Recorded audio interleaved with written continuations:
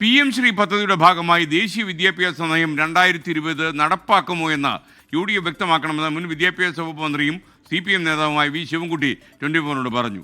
ദേശീയ വിദ്യാഭ്യാസ നയം കേരളത്തിൽ നടപ്പാക്കില്ല എന്ന് LDF നേരത്തെ തന്നെ വ്യക്തമാക്കി.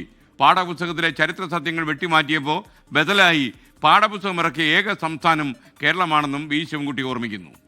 ഇവിടെ ഏറ്റവും പ്രധാനപ്പെട്ട കാര്യത്തിന് UDF പ്രഖ്യാപനം നടത്തേണ്ടത് നാഷണൽ എഡ്യൂക്കേഷൻ പോളിസി 2020 നടപ്പിലാക്കുന്നുണ്ടോ നടപ്പിലാക്കുന്നില്ല. കേരളത്തിൽ RSS BJP കാഴ്ചപ്പാടോടുകൂടി തയ്യാറാക്കിയതാണ് നാഷണൽ എഡ്യൂക്കേഷൻ പോളിസി 2020. ഇതിലാണ് UDF ഗവൺമെന്റിന്റെ നയം വ്യക്തമാക്കേണ്ടത്. ഇടതുപക്ഷ ജനാധിപത്യ മുന്നണി ഗവൺമെന്റ് ഒരു നയം വ്യക്തമാക്കിയിരുന്നു. നാഷണൽ എഡ്യൂക്കേഷൻ പോളിസി കേരളത്തിൽ നടപ്പിലാക്കുന്ന പ്രശ്നമേ ഇല്ല.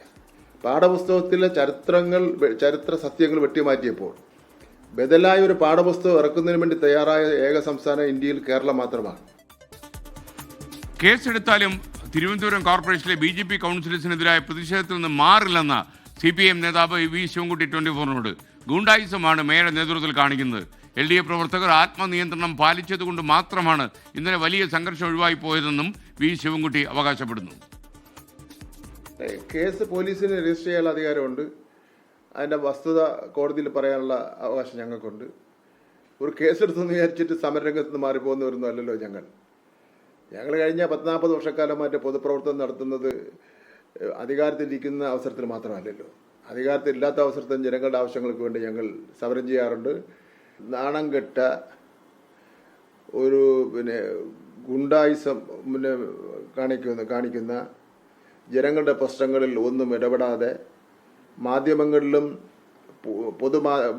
പൊതുമാധ്യമങ്ങളിലെ റീൽസ് മുഖാന്തരവും ജീവിക്കുന്ന ഒരു കോർപ്പറേഷൻ ഈ തിരുവനന്തപുരത്തിൻ്റെ ചരിത്രത്തിൽ ഇത് ആദ്യമായിട്ടാണ്. ഞങ്ങളൊന്നും കാണിക്കാത്ത ഒരു അഹങ്കാരവും ധിക്കാരവും ഗുണ്ടായിസമാണ് ഇപ്പോഴത്തെ മേയറുടെ നേതൃത്വത്തിൽ കാണിച്ചുകൊണ്ടിരിക്കുന്നത്.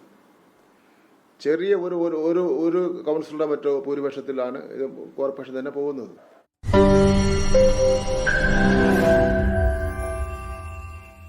ലോകത്തെവിടെയായാലും ഏത് സമയത്തും 24 വാർത്തകളും ഓഗ്മെന്റഡ് റിയാലിറ്റി പാക്കേജുകളും എക്സ്പ്ലെയിനറുകളും വിശദമായി കാണാൻ ഞങ്ങളുടെ YouTube ചാനൽ നിങ്ങൾക്ക് സബ്സ്ക്രൈബ് ചെയ്യാം.